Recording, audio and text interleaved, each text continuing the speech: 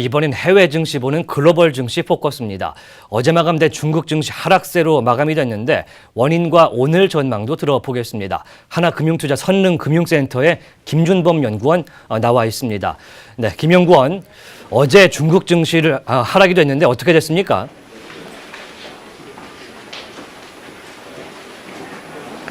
네, 전일 중국 증시는 월요일 증시와 비슷한 양상을 보이며 혼조세를 보인 가운데 마감했습니다. 상해 종합지수는 0.18% 하락하여 3,300선을 겨우 지켜낸 모습이었고 심천 성분지수는 1.45% 하락하여 11,000선이 깨졌습니다. 상해와 심천 증시의 거래대금은 모두 약 2,300억 위안을 기록했는데요. 이는 대형주 중심으로 거래대금이 몰렸으며 월요일처럼 대형주 상승이 이어졌다는 점에서 대형주 중심의 장이 지속되었다는 것을 볼 수 있었습니다. 특히 중국의 나스닥으로 불리는 창업화는 전 거래일 대비 2.18% 하락하여 전주의 상승분을 모두 상쇄하였습니다. 네, 어제 중국 시장 하락했는데 하락의 주된 이유는 무엇이고요? 특징적인 섹터나 종목 뭐가 있습니까? 네, 중국 증시의 하락 원인은 유동성 긴축 우려감이 시장에 작용하지 않았나 생각됩니다. 전일 인민은행은 여갈피 자금을 순회수하였는데요. 월요일과 화요일 순회수 금액을 확인해 보면 약 2,600억 위안입니다. 과잉 유동성 위험을 인식하여 중앙은행에서 자금을 회수한 것이 아니냐는 우려가 시장에 반영되지 않았나라는 분석을 해보게 됩니다. 특히 유동성 위험에 노출되어 있는 기술주 중심으로 최근에 증시 하락이 진행되어 온 점을 보면 유동성 긴축 우려감이 회수되기 전까지는 혼조세가 불가피할 것으로 보입니다. 어제 특징적인 업종으로는 금융업종이 홀로 1.23% 올랐습니다. 또 증감회에서 자본시장 발전을 추진할 의사를 밝혔고 이는 자본시장 개혁, 경기회복, 수익구조 개선에 대한 기대감으로 확산되어 증권, 은행, 보험 등 금융업종이 소폭 상승세를 보였습니다.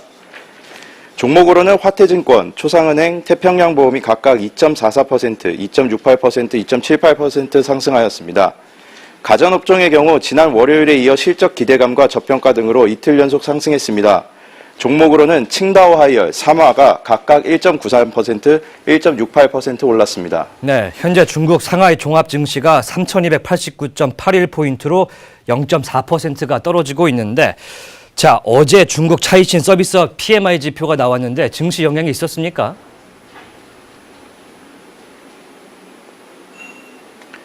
네, 중국 경기 체감을 반영하는 11월 차이신 서비스업 PMI 지수는 51.9로 지난 8월 이래 최고치를 기록했습니다. 전월치와 예상치를 모두 상회했고요. 이는 중국 서비스 업체의 경제활동이 활발하다는 것을 나타냅니다.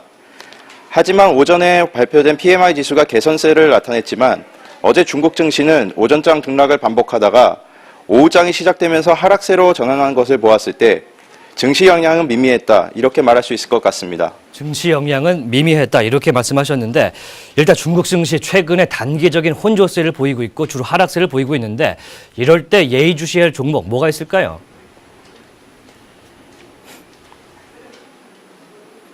네, 글로벌 경기 회복으로 원유에 대한 수요를 촉진시키며 유가가 상승 중에 있습니다. 이에 따른 반사 이익으로 신에너지에 대한 수요가 늘어날 가능성이 있다고 보여집니다.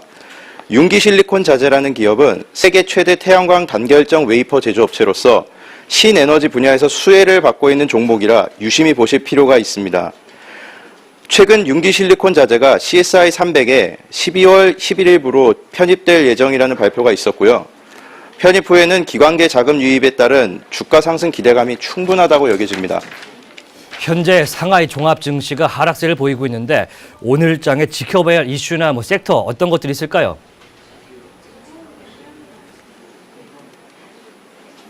네, 최근 위안화 절하 영향으로 수출량 많은 기업이 수혜를 받지 않을까 생각되는데요.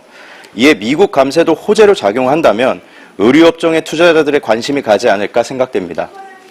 알겠습니다. 지금까지 하나금융투자의 김준범 연구원이었습니다.